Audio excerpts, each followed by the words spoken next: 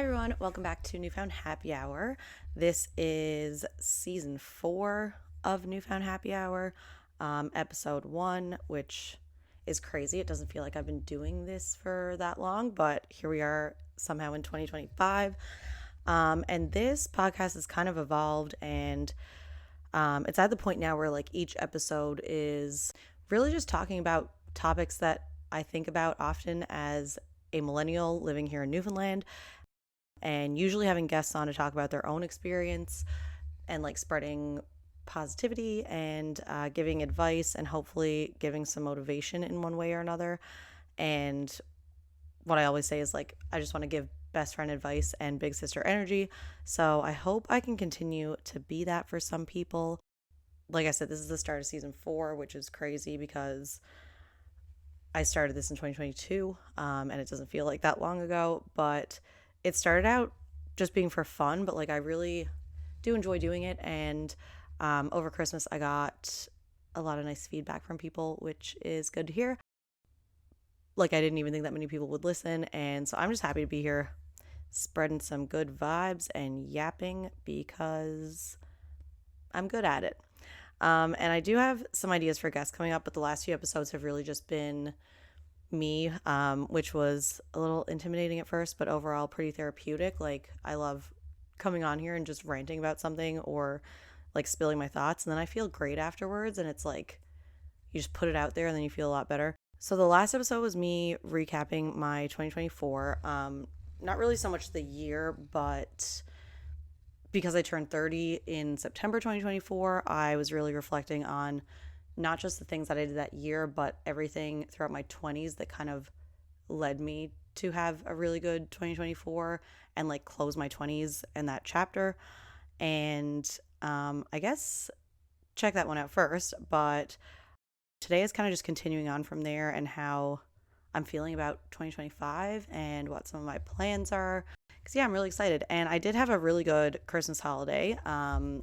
Literally the entire month of December was just eating and drinking and downtime with family and friends, and was so nice but so exhausting. And I try to do the whole dry January thing. I do put in a good effort every year, and when this airs I think it'll be the last day of January. So when all is said and done, I only drank 3 days out of the entire month of January, which for me as a very social person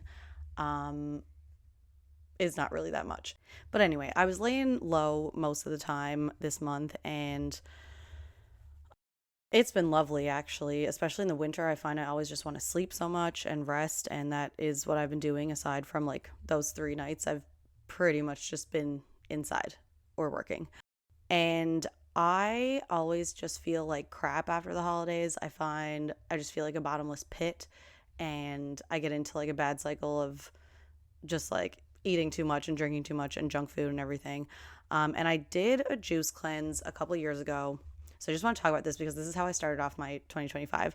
And I had some people ask me questions about it. But a few years ago, I did one, and I found it was really good for like resetting my palate and my appetite and de-bloating after the holidays. So basically the one I did was a Freshie juice cleanse. All of Freshie's juices are cold pressed. I'm literally just doing this out of the like my genuine I guess satisfaction with this juice cleanse. Although if they want to sponsor me, they totally can. But I found that like a 3-day juice cleanse was a good amount of time. And it's like good quality juice. It's pretty healthy. And yeah, like it does just help get rid of like the Christmas water weight and resetting my appetite. Because the things that I was eating like right after New Year, well, yeah, a little bit right after New Year's, like my appetite is just so thrown off. And so yeah, I found that that did help. And so I did a 3-day juice cleanse. It was exactly $100, 7 juices each day. So there's 5 of the actual juice bottles and then 2 of the shots. So there's a ginger lemon one, which is pretty good, and then a beet one, which was my least favorite out of all 7. Didn't really like that. Even though I do like beet, it was like I don't know how to describe it. It was like too much of a beet flavor.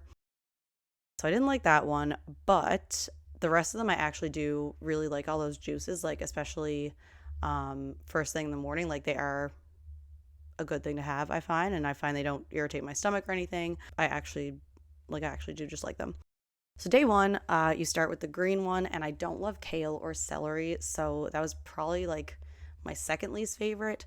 I tend to chug this one pretty quick because it's not the best to sip on, but it's funny, by like the end of day 3 it actually tasted a lot better. Like each day it kept tasting better, and then on day 4 when I woke up I actually wanted one again. So like it definitely does change your appetite, I find, or like your palate maybe. But yeah, so day 1 I just wrote some notes because I couldn't really remember how I felt the first time I did one a couple of years ago. Like I know I felt better after it, but I just wanted to note like how I felt throughout. So day 1, I started to feel a little bit hungry in between the first and the second juice, and I started work at 3 p.m. that day, so I kind of like kept myself busy. But I noticed that like around supper time I really wanted like a big healthy meal, like a big salad or something, which was kind of cured when I took the next juice. And I noticed that like if I didn't keep up water intake, then I would feel hungrier sooner. So if anyone's planning on doing one, that's definitely a tip. And that's what they say to do too, is to have like 8 to 10 glasses of water throughout the day while you're doing a juice cleanse. But overall, didn't find that day too bad. I wasn't really hungry when I went to bed. Day 2, I woke up and had an herbal tea because I started work at 9 a.m. So I wanted something warm, and herbal tea is okay to drink on a juice cleanse. They usually just say nothing with caffeine, which is fine. So I wasn't hungry. I did feel like a tinge of a headache before the second or third juice. And so I had a hard-boiled egg in between, I think, the second and third one to see if some protein helped with my headache, and it did. And then I was fine for the rest of the day with the rest of the juices. Didn't really notice feeling any different. Like I had a little bit of brain fog with that headache and like kind of tired, but I'm always tired in January, so I don't think that was because of the juice cleanse. Day 3, I woke up pretty over it. I know I was planning like what my first meal was going to be on day 4 and like planning the first things that I wanted to eat. But I started with the tea again that day. And then the green juice, like I said, it tasted better that day. I did note that it like keeps tasting better each time. But I found that my headache was pretty much gone from the day before. I actually felt the most productive on day 3.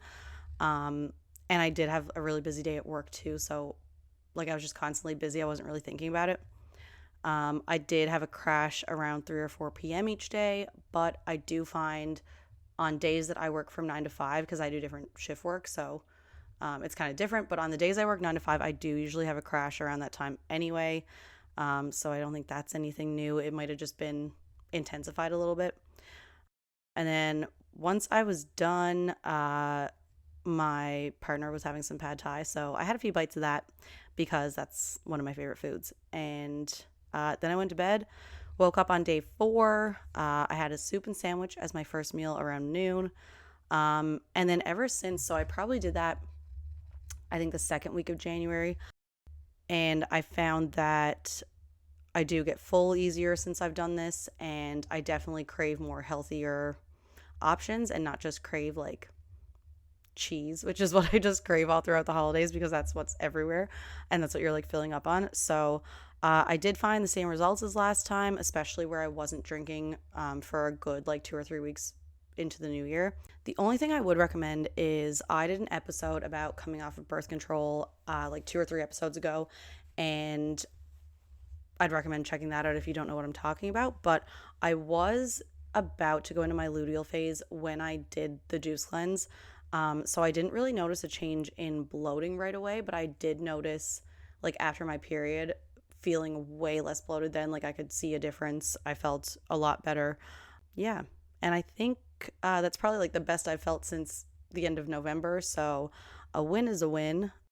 I would recommend doing one of these juice cleanses, but obviously check with a doctor first or a naturopath or something. And I wouldn't recommend doing this right before your period or even like during. I feel like the first 2 weeks of your cycle is probably the best time to do it, or like right after you ovulate. That's pretty much what worked for me. Yeah. And I think that was good because during your luteal phase, I talk about this in the episode 2, but like food moves slower through your digestive system that time. So like, yeah, I think sometime in your luteal phase might be the best time to do it, because then it stops. Like if you're someone who has a bad belly during that time, normally eating like smaller, healthier meals is better, which is something that I learned, because if not, then like me personally, I tend to have an upset stomach more often during that time if I'm not eating super healthy. So yeah, I think that was it. For me, I got what I wanted. And if there's any other questions on that, you can ask. But overall, I felt pretty good. And once my period was over, I felt even better. So I've been feeling pretty good since then, especially since, like I said, I've just been staying in and only went out a couple times. So that was a good way to start off the year and like kind of get ready to plan out my year. I usually like sitting down with my agenda and doing up a budget for like my finances and all my goals for the year and like different personal goals and whatnot. I didn't really do that this year because like my main thing this year is to really just enjoy not having much planned. I have no traveling planned right now, which I don't think I've ever had a period of time where I didn't have some kind of trip planned. So yeah, I really just want to like enjoy where my life is and my career. And the biggest thing with me is I'm trying to build a house this year. So that's going to take up all of my time and energy, I feel. But then I also wanted to continue this podcast, and I'm in 2 book clubs. So I want to continue that. And I didn't really write down any other goals or resolutions, but every year I do say that my main resolution is always buying secondhand or buying thrifted things instead of buying brand new, especially when it comes to clothing. I'll probably do another episode on this because I want to look into it more and kind of see like exactly where my money is going when I buy certain things. But like fast fashion is so wasteful, and I want to look into like the ethics of it all. And like even just for saving money, like buying secondhand or thrifting is a lot better, I find, just for ourselves and the environment. I actually got 2 skirts and a dress at Value Village the other day for like $32, which is like brand name stuff that I would buy at regular stores anyway. So a win is a win, and I just like being less wasteful in general. So that's always one of my resolutions. I don't really have any other specific ones for this year. I kind of gave myself a couple of like how many books to read last year and things like that, but I'm just not even going to do that because I really didn't care and I really didn't keep note. But I did get the Goodreads app. That may help me actually keep track of how many books I read. But aside from that, the only other resolution or like I guess goal that I had is to educate myself on politics in Newfoundland and Canada, because we are in an election year, and like after what just happened in the States, I feel like everyone is trying to be knowledgeable about it, and we kind of only see some things on social media. And like I really just want to, I guess, put an effort to like learn and share with other people, because I personally like when people share things like that on social media. It's how we all get a lot of information and like share opinions. And I find that like I feel annoying when I share a lot of things on social media regarding politics, but at the same time, I would feel worse if I didn't, because I just feel like overly privileged. And like if you're someone who can tune out politics and not really care what happens, like I hate to say it, but you're kind of part of the problem. And like we honestly should just start caring more, because so many of us are so privileged, especially a lot of men. I'm going to say it because a lot of things won't affect you, but like we literally are affected by politics every day in like every decision that we make. So yeah, that is something that I want to kind of improve on and educate myself on and share what I can, because it is also really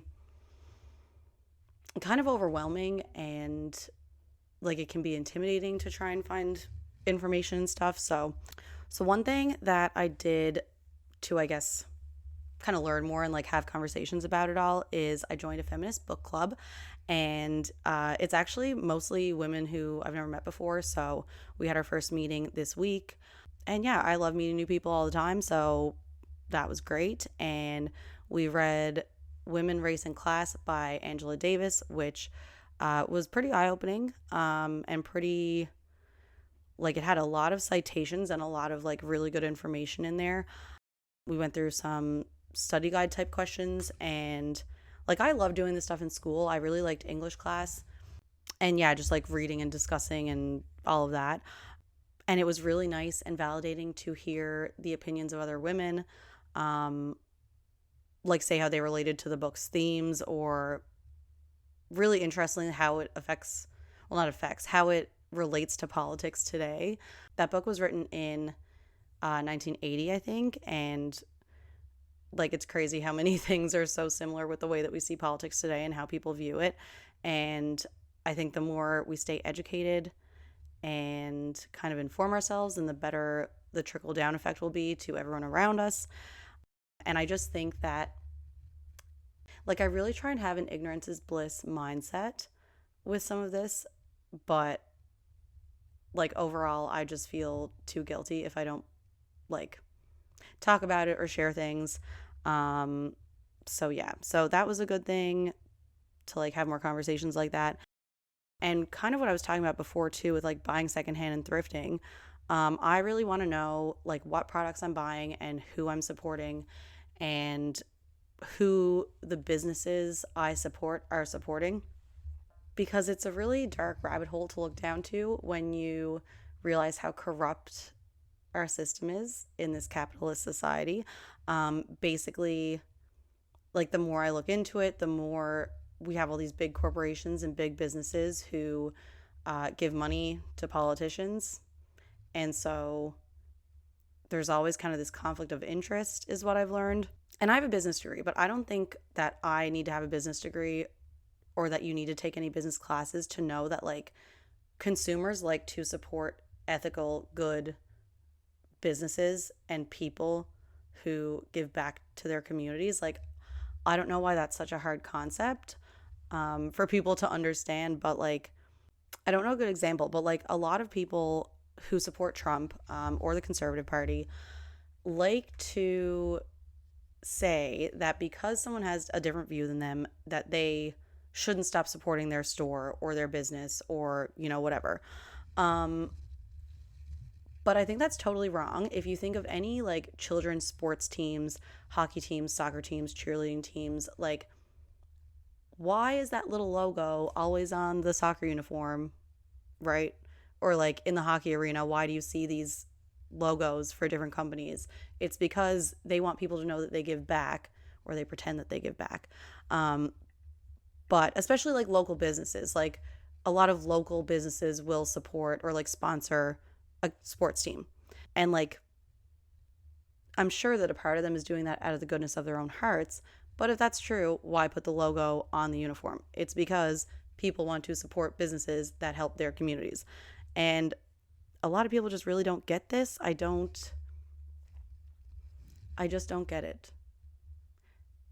And like, you see a lot of businesses who are, or like companies who are eco-friendly, who have like safe ingredients. These are all things that we care about, but yet people think that you should just support any business regardless of who's running it or what they do or who they help. So anyway, I've just been seeing that come up a lot lately, and I just don't get it. So yeah, I do want to look into like brands and companies, and like I'm almost thinking about doing a little TikTok series on it, and just like everyday purchases that I make, like really look into like what that company does on the side. And we don't always think to look into like specific clothing brands or stores, but like a lot of things do have a monopoly. So like a lot of like pretty much everything that you see in a grocery store is owned by like 10 major brands. Like it's actually not all these little brands. It's like Pepsi owns XYZ amount of brands. I don't even know. There's like a graph that shows a lot of it, and it's pretty scary. And I don't really believe in monopolies. So that is something that I really want to look into. And like hand in hand with that to support more locally and like more Canadian businesses. I think that's all I wanted to say on that. Like, I think that boycotting certain businesses and companies is a real tactic, and people have done that throughout history to get people out of power who have bad morals. And I don't know why it's also hard for people to understand that like we should vote people in who have good morals.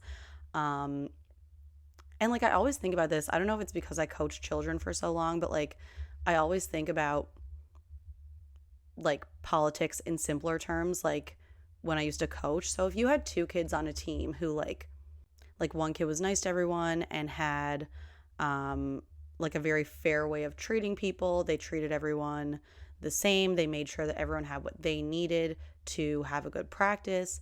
And then you had another kid who like is rude to people and only nice to two or three people, and brings in treats for like a few kids on the team, but not for everybody. When you're thinking about someone who's going to lead that team and be like a team captain, you're not going to pick the kid who's like not welcoming and not including everyone and who only has like a few favorites that they're nice to. The team is not going to work as a whole in the same way that they would with the first kid. And like I don't know why that's so hard for people to understand. I really don't.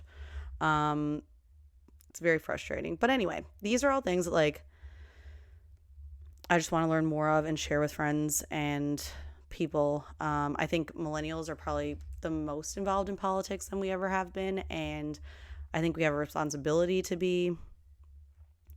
And although I do struggle with like when do I stop looking on social media and like diving into all this and like taking a break, and then also trying to like inform myself and inform other people,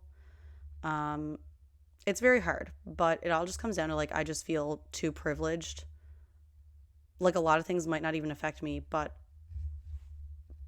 like I just feel guilty by not learning about it and being involved.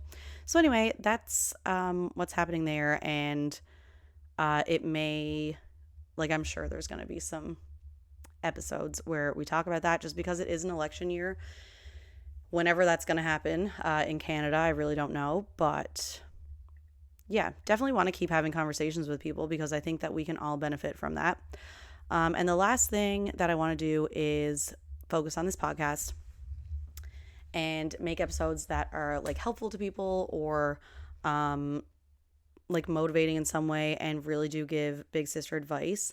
And something that we talk about on this podcast a lot is relationships and dating. And up until recently, like I was single for 4 years and even did a couple episodes on like dating and being single and things that me and my single friends all talk about. And like it's hard to be out there dating no matter where you are. I feel like a lot of people, regardless of your age, like the apps can be very intimidating. Going out to a bar to try and meet people can be intimidating. And like I also do have ideas for episodes about decentering men and not focusing on your love life. But at the same time, it's very fair to say like that you want a partner and that you want to put effort into dating and putting yourself out there. And so I think if you're going to do it, there are better ways than the apps and the bars. So for those of you who are looking into putting yourself out there, and maybe that's like a resolution that you have, or just something that you want for yourself, you want to find a partner, I think there are much better ways of doing it than the apps or DMing someone on social media. I know that works for some people, but you eventually will have to meet and hang out and spend like time on an actual date or hanging out.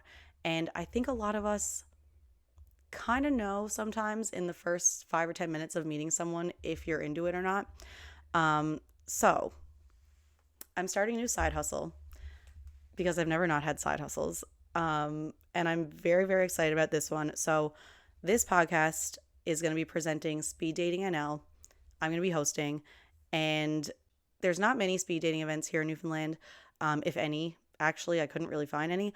But it's exactly what you think, like a short 5-minute date, and then you just switch every 5 minutes, and you can meet like 10 to 20 people within 2 hours.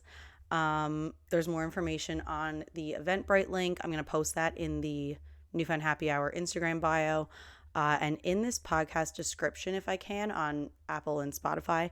But I have friends who have done speed dating in other provinces, and they've met people that they've gone on actual dates with. And then you can even like be introduced to someone else through someone that you've met at speed dating. So I think it's a good way to meet people, maybe outside of your friend group. I have a couple locations and dates in the works for different age groups, but this first event is going to be on Monday, February 17th, at the Post Tap House in Torbay. I also have a few other places for next events, and I definitely want to have more events for different ages as well. So for now, we just have that first one. Going to see how that goes. I recommend getting another single friend to buy a ticket with you. Maybe a few of you can all go together. If you know of someone single that maybe you went on a date with before and they weren't really your type, but you think they would be good for someone else, you can tell them to buy a ticket for this.